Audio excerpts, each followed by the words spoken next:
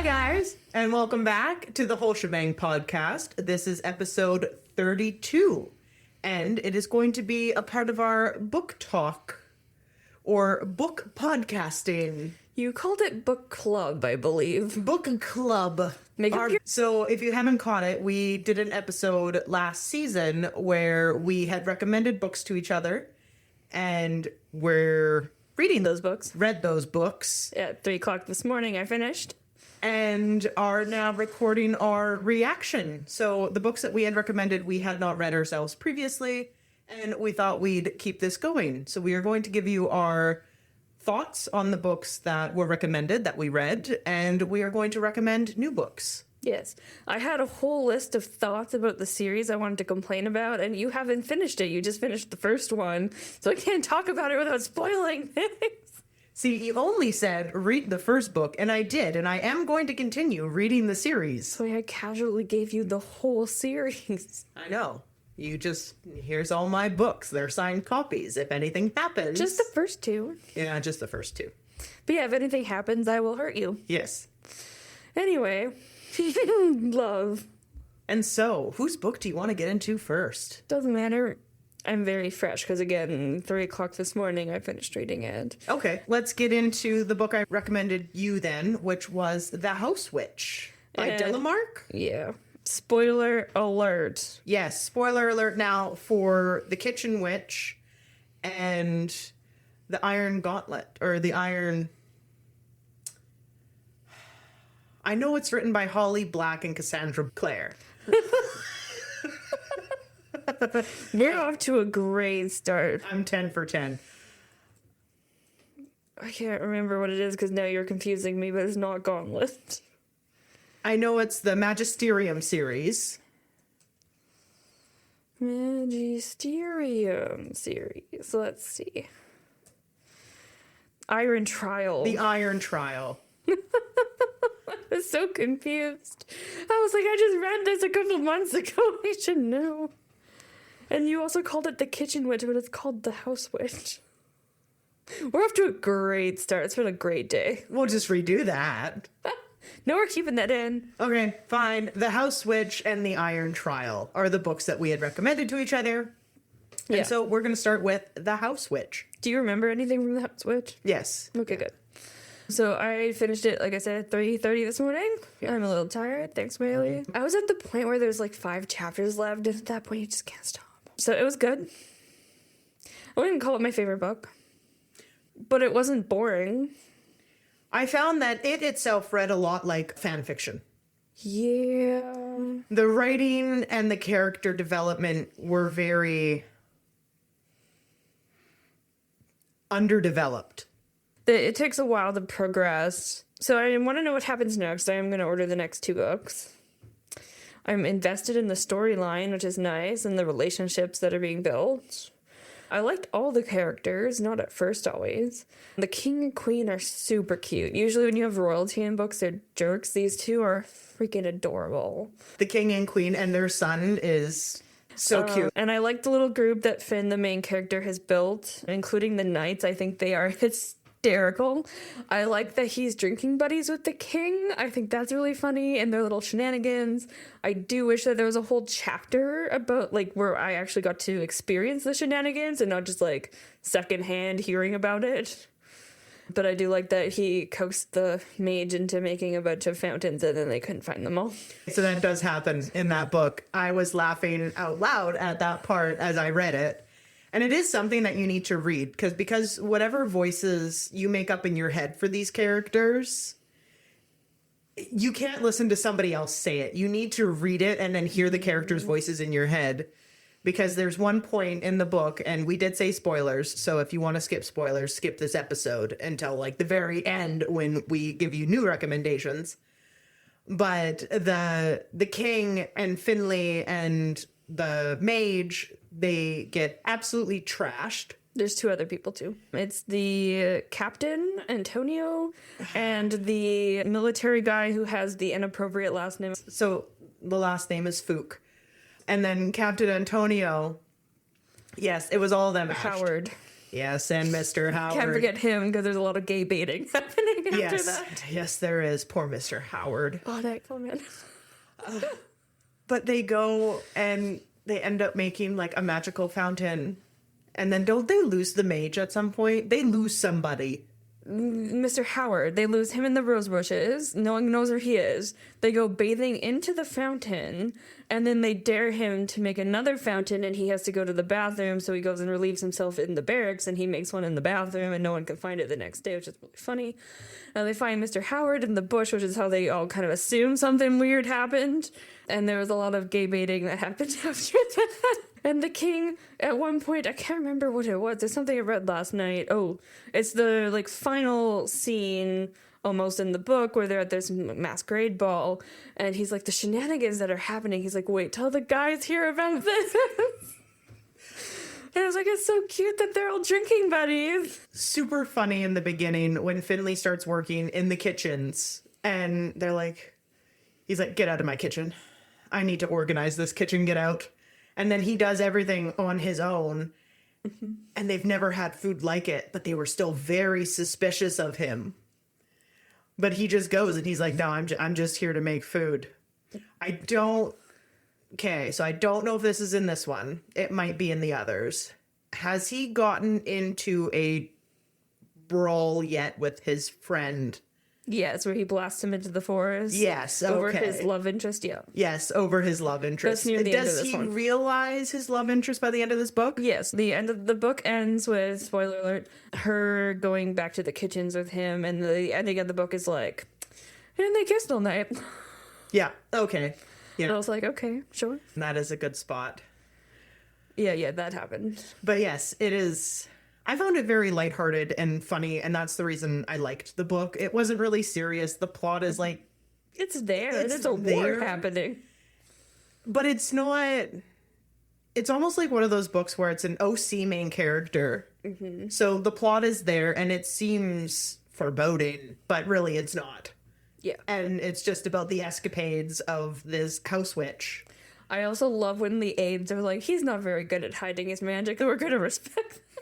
Yeah, everyone knows. Everyone knows, and he's just like, nobody knows about my secret. And he's so staunch about hiding it. And he's like, how did you ever find out? And they're They're like, like- you left the windows open. We could see what you were doing, but we were And he's like, like, casually, sometimes a knife will move around behind him on his own, and he doesn't realize he's doing it, and they're all just like, we didn't see nothing. and everyone respects his choice. They're like, he'll tell us when he's ready. It's really funny. But yes, it's a very lighthearted I did book. like the castle rumors going around and all the people asking him questions, which is really funny, and he gets really, really angry about it. The bard who's introduced near the end is interesting. Reese, yeah. She's smiling. He's gonna come back. I'm glad it ended with the love interest and him getting together, but it was getting annoying. And I think it felt rushed at the ending all of a sudden. It was like, oh, actually they're gonna confess they already know they love each other, and he's gonna go save her, and they're gonna spend the night together, whatever. And I was like, does it really need to happen just abruptly like this though? Like, it's been played out for so long that you're just gonna suddenly have them get together just for the sake of getting them together to satisfy your readers. Like, I don't know. I didn't need it to happen in this book. So in the next books, the love interest does some stuff to piss her off. I mean, it wouldn't take much. She's kind of testy, and he's kind of prone to pissing people off. Yeah. But in the next book, they're from very different lifestyles. And it comes out in the next book, and then they have tension over that. I wasn't on the edge of my seat when they were having their little spats or quarrels or whatever. The theme of this book is you read it, it's lighthearted, it's funny, and it's going to stay that way. It's not egging you on just to switch around at the last minute and like break your heart. I just felt the last few chapters, and maybe because it was 3 a.m, it just felt rushed to me, where all of a sudden there's like this masquerade, because the author spends so much time building up to even just these really minuscule events and like really laying down these foundations, and this masquerade ball had been something hinted at like halfway through the book already, and then all of a sudden it just happens. And it's like, well, where did all the fluff go from before? And I found that with all of the main, like, plot events. Like, there's a scene where there's a water magician and he has to, like, save her from drowning. And it just, like, it happens so abruptly. Whereas everything else is really drawn out and it just feels out of place for the story. That was my big complaint.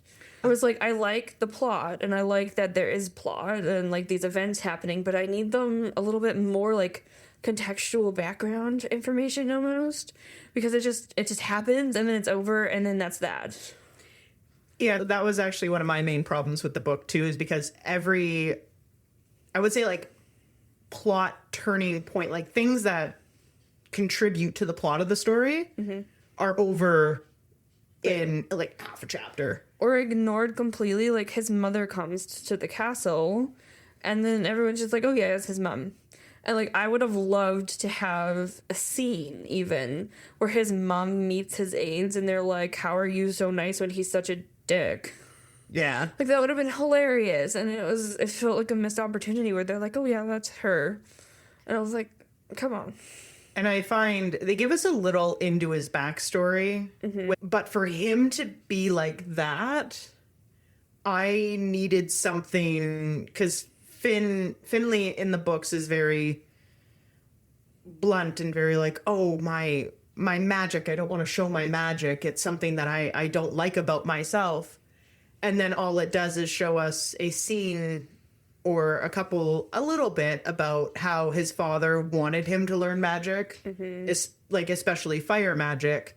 And when Finley found he had the powers of a house witch, he kind of just went, oh, this is all I'm good for. And, like, he had a teacher that kind of went on that too, but it's not really explained. Like, there wasn't many instances that they gave to give him more of a complex about it. Yeah. So the entire time I thought, because he was using magic at the castle, he's never reserved about using magic. No, it's just about people seeing it. And I get it because he does explain, like, there seems definitely like there was a situation that's kind of hinted at in this book where in the past he didn't use magic to save someone because he couldn't, because he wasn't in his home, and the whole thing is that he can only use magic in places he considers like a home. And people were really mad that he didn't use magic to save this person, and he's really concerned about when they find out, are they just going to assume that all their problems can be magicked away by his power, and they're going to put that pressure on him where if it doesn't turn out, they're going to have such high expectations that they're going to hate him. And I kind of get that. Like, that makes a lot of sense. And there does actually come a time in, I believe it's book 2, where that kind of comes back around to bite him. But again, it's not something, when they do address it, that is drawn out. It happens within one chapter and it's solved kind of thing. I do like the magic system. I think it's kind of fun. So you have like the witches versus the mages. I do like, again, the rumors that he started the phrase son of a mage, which is hysterical. And there's a lot of contention there that I think is kind of fun banter. And they do seem to get along near the end. Like they hate each other, but it's like our relationship. It's love-hate. The cat named Kraken. Oh, I love Kraken. I love that name for a cat, and I want a cat named Kraken. The chapters are interesting. I feel like there's going to be more in the future because we only get 2 in the book. Of Kraken? I have something that could spoil it. Nope, don't. Okay. Because I resist. What are the 2 chapters on Kraken? He joined the gang. The cat gang. Okay, yes. He does join a cat gang. And he's aware that there are people hiding in the city who are the enemy. Okay. But, like, I know it's gonna get much more dramatic cat-wise. Because he's training now with... Is his name Fat Tony? I don't know. It's something. It's like Fat Tony. Name. Oh, it's Paws. Paws is, like, his mentor. He's in the, like, cat lady house. Yes, and I think Fat Tony is in the book, and he's, like, a rival of Kraken. Yeah. So, yeah, it's a good setup for the next book. I was happy that they got together at the end. I mean, it was forced. It felt forced. But I was glad that, like, right now I don't have time to read or move to the next book right away. And I don't feel like I'm at the edge of my seat, like, oh my God, what's going to happen? Because, like, I want to know what's going to happen, but it's okay if I have to wait a couple weeks. And I'm not going to be like, oh yeah, I should do this now. I gotta do it now. I gotta go buy it now. I don't feel that, which is nice. No, it's, again, a leisurely read. So it's not something that as soon as you're done the first book, you have to go pick up the second book. You can sit on it a bit and then go to the second book. I think I stopped reading after the second. I needed to buy the third. And I haven't read the third one yet. I've read up to the second, but I haven't read the third. I do want to. I have it. But yeah, I have not read it yet. I And, should like, reread it. It was intimidating because the book is like 460 something pages. It took me a couple nights. I just didn't have a lot of time. So like maybe an hour or two every night for like a week. Except for last night. Last night I read for like 4 hours, but I need to get it done for today. But yeah, that was my thought. It was wholesome. I like the main character. He is a bit of a dick, which is kind of fun. The love interest girl, I'm not like, oh, it has to be her. Like, I'm not invested in their relationship, but also I think she's cool. I think they made her the coolest character. Like, she's a spy. And she seems to have a really complex background. I hate her brother. He's probably the only character I don't like. But they made him dance with the bard, so that was good. There's a lot of really stupid shenanigans where I'm like, oh yeah, I can see this as an anime that Bailey would watch. Yeah, it would be 100%. I'd watch that anime. Yeah. Yeah, it was good. And so on the end tail of that light, fluffy book that I gave you to read, we'll switch over to the one that you gave me to read. It was short, and it actually was very good. You're welcome. Character development and stuff in the book, fantastic. There's a lot. So There's a lot of characters. and for a younger audience book, it was it was written phenomenally. In my opinion, there's probably some things that are going to be skipped out on later. I know we had been talking a little bit about some plot holes here or there. I have a list of them, but you haven't gotten there yet, so I can't talk about them. No, but there are two people writing the book, so we will give them some leeway. Yeah, I'll share some of these because they'll entice you to keep reading. Well, okay, do you want to go over what your book was that you recommended again? Sure. So I recommended the Magnusirium series, the first book, which is The Iron Trial. And this book is very magical. It's kind of Harry Potter anime inspired. Like, I can see a lot of the references. These kids go to a school and they learn magic from a mage whose name is Rufus. He's really cool. You don't know this yet, but he's gay, which makes him even cooler. He's got a husband who doesn't know he's a mage, and he's like, yeah, he's a fun character. The main character is, I think he's, 12? Yeah, he's 12. He's young. And he has a limp. They give him a disabled character as the main character. He makes friends, kind of. It's interesting that both of us picked books with really cranky men as the main character. I think that's fun. He is going through some things. He is a cranky emo teenager. Oh, 100%. It doesn't get better. He stays that way. Okay. Sometimes he conflicts with himself where he's like, should I be like this? I find it funny in the books because he is so miserable all the time. I think he was nice to Aaron, one of his friends, and they were like, "Are you okay? Is there something wrong with you?" Yeah. Because they're like, "You're never positive." Yeah, it's good. There's a lot of twists in the book. So again, yeah, spoiler alert, because there's going to be a lot of spoilers when we talk about it. What did you think about it? Yes, I really enjoyed it. I did like that they gave him a limp like they did a disabled character. And a wolf. I love the wolf. Havoc. Yeah. I love him. I also love how he gets up to his shenanigans because I don't want to say he intentionally does them, but he sort of does. He just runs into these situations like when he found the wolf Havoc. They were coming back after fighting literally wolves. And he was like, "Oh, one of these must have been your mother. I'll just hide you in my coat and smuggle you back into the he's caves." chaos ridden, which means a chaos mage put chaos into him and can control him. Yeah. I also like the school concept because it's not like an actual school. It's like a cave system in a mountain it's that cool. they I wish stay because there's lichen lighting the hallways. I also found the food. The food interested me a lot That's fun, right? because all they have to eat is like lichen and mushrooms and I think at stuff. one point there's bubbles you can eat that taste like different things. But it all tastes like the lichen one day will taste like pizza, and then the next it's like steak. So I found that like a really cool concept. Story-wise, it was really good. I don't really like his father in the first book. that's fair.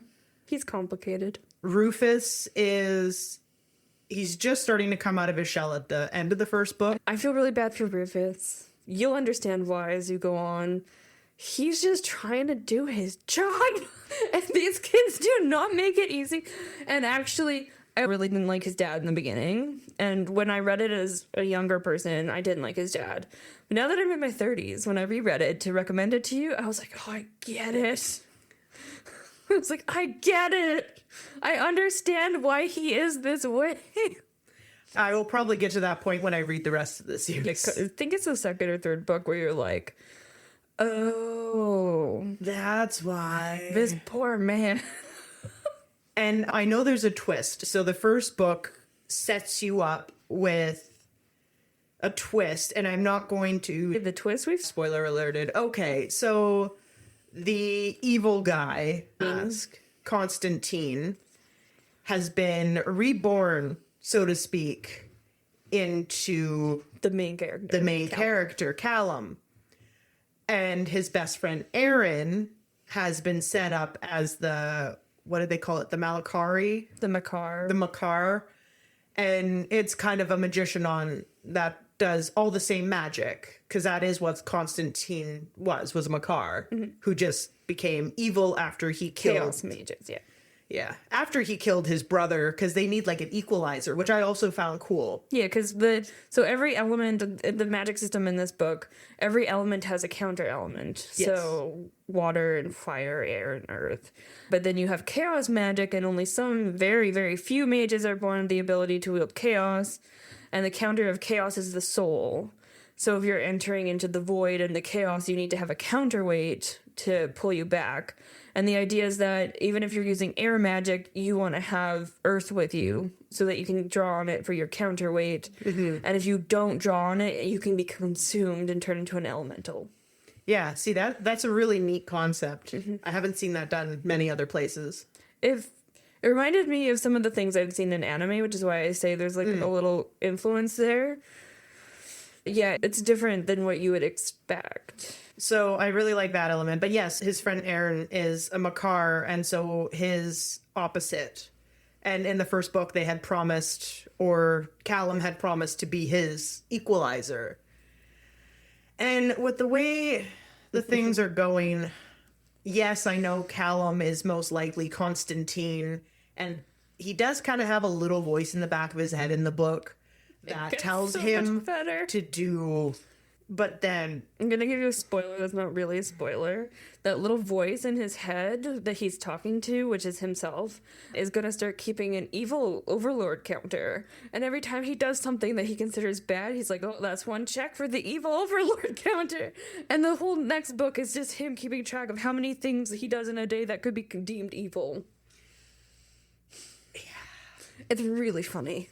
I can see how it would be And funny. it'll be anything from like, oh, I spoke badly to my dad today. Only an evil overlord would do that.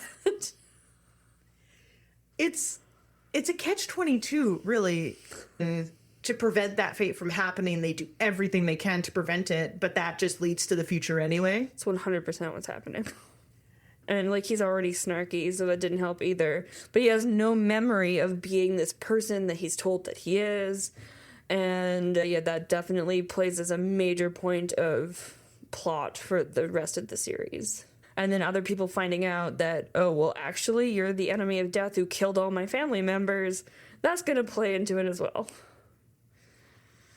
Yeah, it is. It's deep for a 12-year-old's book. It is very deep for a 12-year-old's book, but very good and highly recommend it.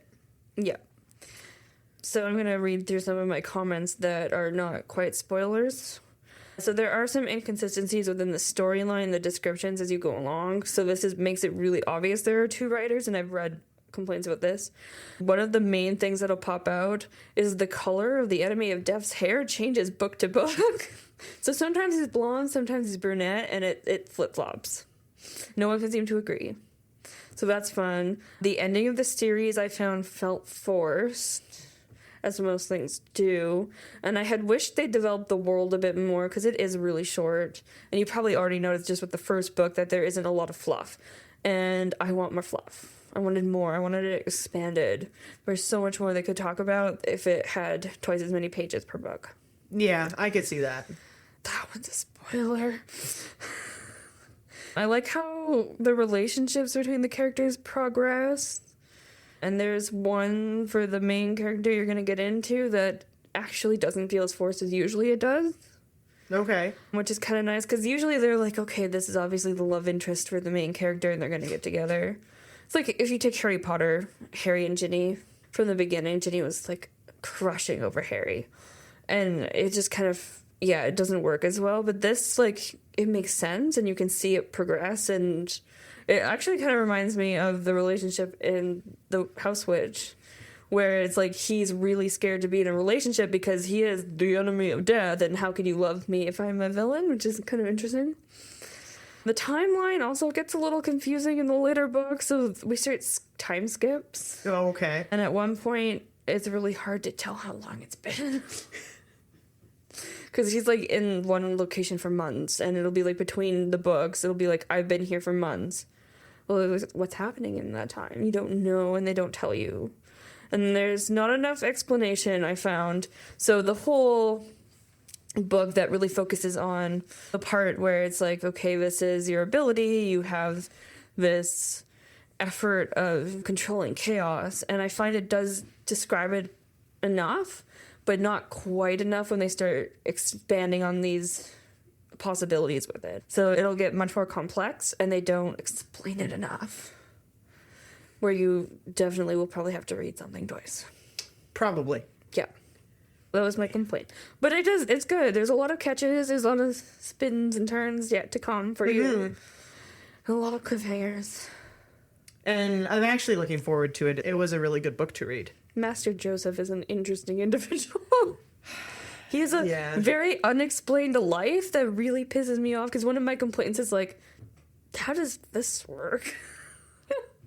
And it involves Master Joseph, because he's around. He stays around for a while. And there's a lot of really confusing things with that man. And they don't explain it ever. So if you have questions about Master Joseph, don't think you're going to get an answer. Oh, okay. You'll get a very vague answer, but most things... I mean, at the current time, my only question for Master Joseph was, why Drew? He sacrificed his own son. Yeah. Well... But he was like, hey, my lord, if it's what you want. And then Callum was utterly confused. That comes up again. Yeah. And you never get an explanation. And one of my complaints actually is Drew actually his son? What happened to the mother? Like, And Drew. isn't he like an old man? Like, where does this kid come from? Did he adopt him? Because there's another character who he does kind of seem like he adopts, and Constantine is one of them too, where he's kind of like a father figure to them. So like, is he really your biological son? Was he an adopted son? Is he I don't know. Random Poor Drew. kid who likes horses you found on the side of the street, because that's kind of what it seems like with the next one you meet.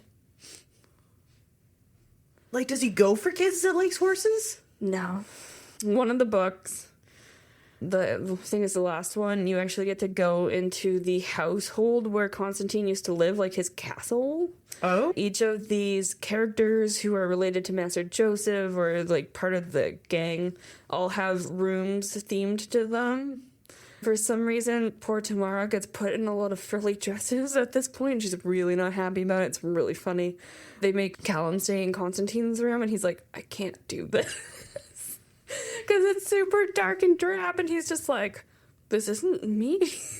But it is. It's really funny. But then they go into Drew's room, and Drew's room is just horses everywhere. It's kind of interesting because part of his persona was this like horse-loving, weird kid, but that's actually true. He was a horse-loving, weird kid And it's hilarious. who died. So, Who dies horribly. horrible. It was a horrible death. Like, for a kid's book? Holy moly. It gets worse. Yay! There's a lot of trauma, sorry. You're welcome. Yay! Love you. I can't wait for you to read the rest of it so I can complain about it. I will have to finish those. Stop yawning on I'm the podcast. sorry. Gonna have to make a compilation of all the times you yawn on the podcast. Ding ding. So, after all that, we are going to have to recommend new books to each other because as we finish off the series that we have now recommended, we will need another one. Something for next Christmas to read over before we do year 3, if we do year 3. Yes. So, Do you want me to go again and then back to you, or do you want to keep going? I can keep going. Okay. So, I'm going to give you an option Oh, I got options. of 2 books. I know, but I can't decide.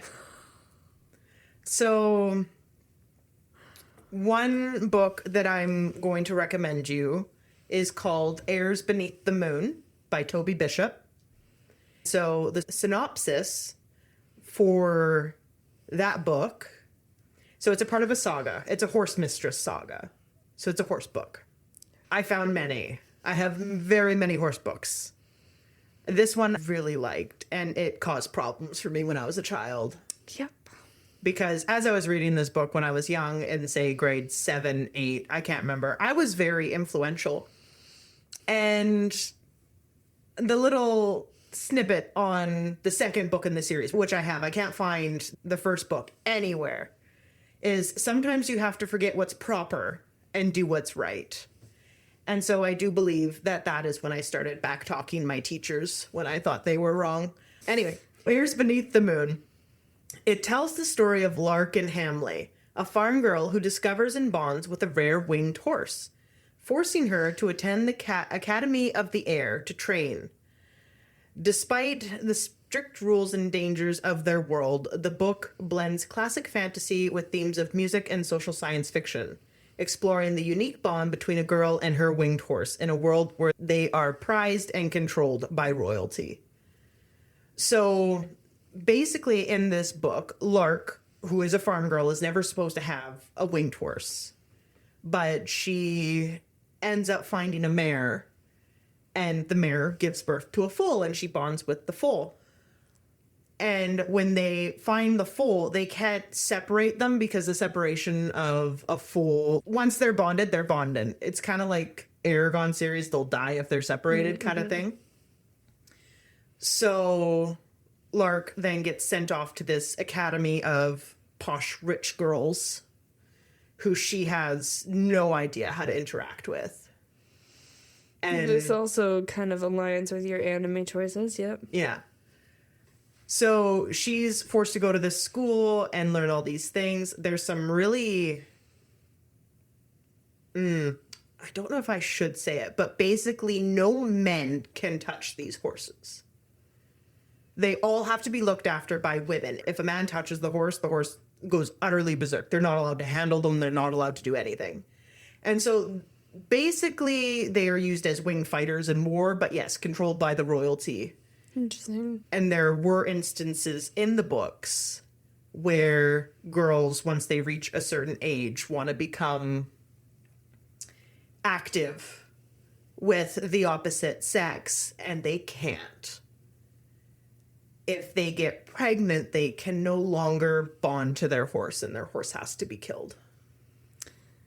You have an interesting childhood, my friend. It's very dark, and then there is somebody in the book who is an interesting character, and his name is William.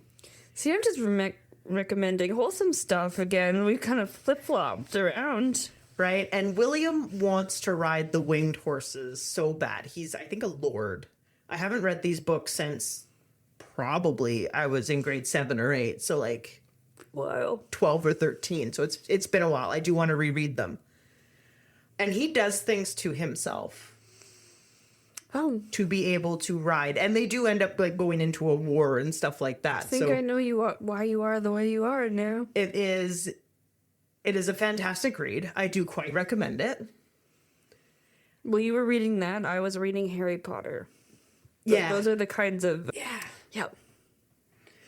Yikes. And then the other series, Or save it for the next recommended one. No, because I do want to give you a choice. Because of the fact that this book is a horse book and I'm very much a horse person, it may not be up your alley. I had 3 years of pretending to be a horse girl. I am not a horse girl. I know.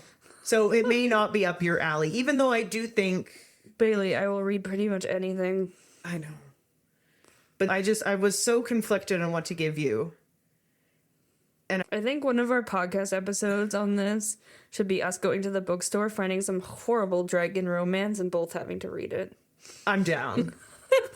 We could do a live stream on that. The cringiest romance we can find.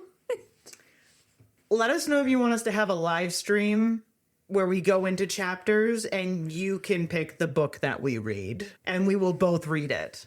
And maybe we'll read part of it on Patreon together. I'll even read the sexy bits. Yeah, you'll have to read the sexy bits. But so the other book, it reminded me a lot of the Magisterium series, so that's why I wanted to recommend it to you, because I do think you'll enjoy this one. It's called The Hound of Rouen by Henry H. Neff. Yes, and it is a part of the Tapestry series, a middle grade fantasy novel about a boy named Max McDaniels, who discovers he has special abilities after finding a mysterious Celtic tapestry. He is recruited to attend Rowan Academy, a secret school for gifted children, where he learns about an ancient battle between good and evil and must confront dark forces, including a powerful enemy seeking to use his blood to resurrect a demon. The book blends magical school elements with adventure, mythical creatures, and themes of friendship and courage, drawing comparisons to Harry Potter and Fablehaven.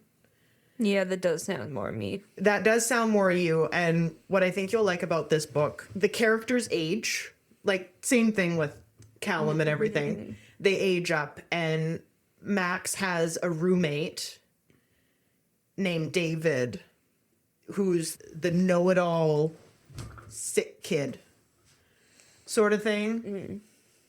David is... They become fast friends, but you can see the areas of jealousy because they both excel at different things.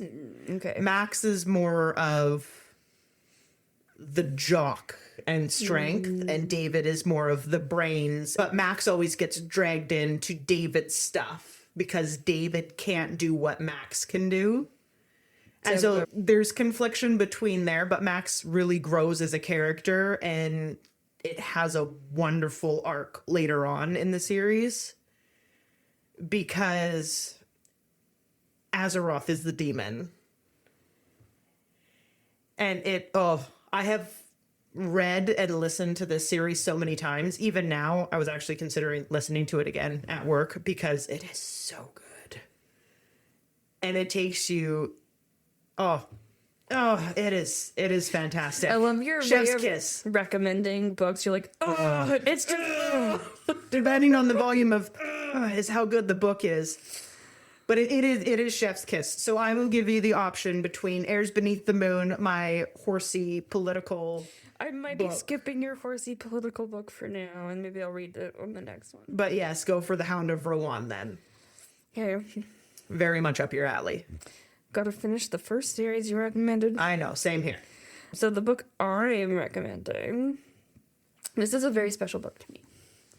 So this is the first full chapter book I read on my own without my mom reading it to me. She used to read to me every night.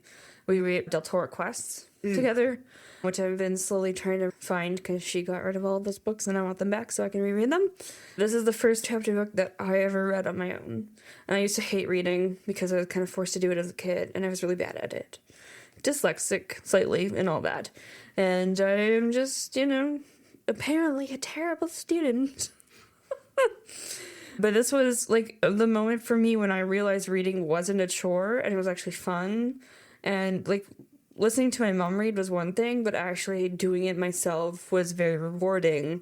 And getting through this gigantic chapter book, which to me at the time, I don't know, I was maybe 9, was a huge deal. And I actually bought it in the airport on my way to visit my aunt and uncle in British Columbia when I traveled with my grandmother for the first time. And so it's a very special book. It is my first book, my first love. It's called The Serpent's Egg. And her name is very fancy. It's Fitzgerald McCarty. Okay. She's Canadian. It was published in 2001. So I'm going to just read what Amazon says. Ottawa is under siege. Parliament Hill has fallen to the demon. The fate of the entire world rests in the hands of Miranda and her Ottawa school friends. Searching through the labyrinth of tunnels underneath the Library of Parliament, they must find a portal into a parallel world, where the only way to save the two worlds from the demon and her crazed minions is to capture the serpent's egg. In the classic tradition of epic fantasy, the serpent's egg has all the magical ingredients for a captivating tale. Good versus evil, an unlikely hero-y, awesome battles, evildoers extraordinaire, and a story that puts courage and friendship to the test. Interesting. It takes place in Canada. Yeah, well, kind of. Parallel Sort world of. Canada. Yeah. Which always made me want to go to Ottawa, which was kind of fun. But she's an okay main character. She's young, so you're technically preteens for the main character because she is a kid and like it's her perspective. Yeah. But she's essentially traveling around with this druid who's very wise beyond his years, and he helps her out, and she starts to find out all these family secrets that are absolutely crazy. And you're like, oh, you poor child. And there's very handsome elves. Okay. She befriends the elf prince who is older, and he's friends with the druid, and they go together to destroy this evil demon whose name is Hate. And she's like the embodiment of hatred. Which is kind of fun, and sometimes you get her perspective as well, which is just like pure evil, like monstrous. There's no human emotion whatsoever, because it's a very black and white, like these are the good guys, these are the bad guys kind of story, because it's for kids. But I found it's very interesting, it's very magical. It's an easy read.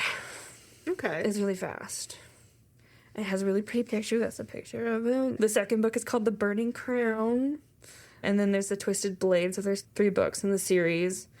I found the ending lacking of the series. The author also had another trilogy she was writing, and she just kind of stopped. And I don't know why she stopped. There's no reason given online. But I like her writing style. It was really easy to follow. The story was good. There's a lot of character development. Her friends are great. One of her friends has a toy poodle, and I think you'll appreciate that. And the poodle is the most misbehaved dog you will ever meet. And they get into a lot of shenanigans because of said poodle. I think it's the second book where she accidentally pisses off a dragon and then has to clean all of his treasure with his saliva. And I felt like you would appreciate that. Yes. Yes, I would. Yeah, Penelope is a fun character. She's kind of like the antagonist who becomes a friend. And yeah, it's just kind of funny because she's always up to something, and Miranda and her 2 friends are trying to save the world. And then this other girl kind of accidentally gets wrapped into it, and they hate her, and she hates them. But they're stuck together in this mystery world, and so she's constantly a problem. They have to bring her along. They can't just leave her around. And later on, she like develops into this character who can actually be helpful, but accidentally usually. She's 100% comic relief. But they do spend some time in Ottawa. They have a teacher. They call him Stubby because he's really short. And he's really, really irritable, and he's nasty, and he does end up working with the bad guys. Unsurprisingly. So yeah, it's good. There's a lot of fun magic, mystery kind of going on. It's very fantasy. And I just really enjoy it. I haven't read it in a while, so I'll have to read it before I give it to you. Read it before you give it to me. I mean, they're all in my other house, so I have to bring them when I come back. Yes, but do that. And so we will read The Serpent's Egg, and then you will probably most likely read The Hound of Rouen. Probably, yeah. I do actually want to get that series in hard copy. So by the time you come back for the summer, Yeah, a couple months. in a couple months, I will have that book for you to read. So those are recommendations. Follow along and let us know about that live in the bookstore. Do you want to hear us read spicy romance? We obviously can't do that on YouTube, but if we have a Patreon, which we're thinking about setting up, so hey, special content. We could even put that stuff on OnlyFans. But yes, let us know if you want that, and we may set up a live on TikTok, because if you didn't know, we're on TikTok as well, Facebook and Instagram, but we could set up a live and we can go to our local chapters, obviously when Ricky is back in town from school, and we can do something fun like that. I think that would be fun. Or if you just want to drop your recommendation somewhere, you can even message us privately. We'll answer. And maybe from the 3 most recommended, we'll do a poll and we can see who wants us to read what. We're going to be in for some really crazy stuff. If anyone actually does do this. If anyone recommends, yeah. And if you are Vicky, because this episode's coming out right after the Coven episode we just did, please no sad mermaid things. You'll all know why in a couple months. There's just no more sad mermaid things. No more sad mermaid. No. But all right, guys, that's it for today's episode. Thank you for following along. Cheers.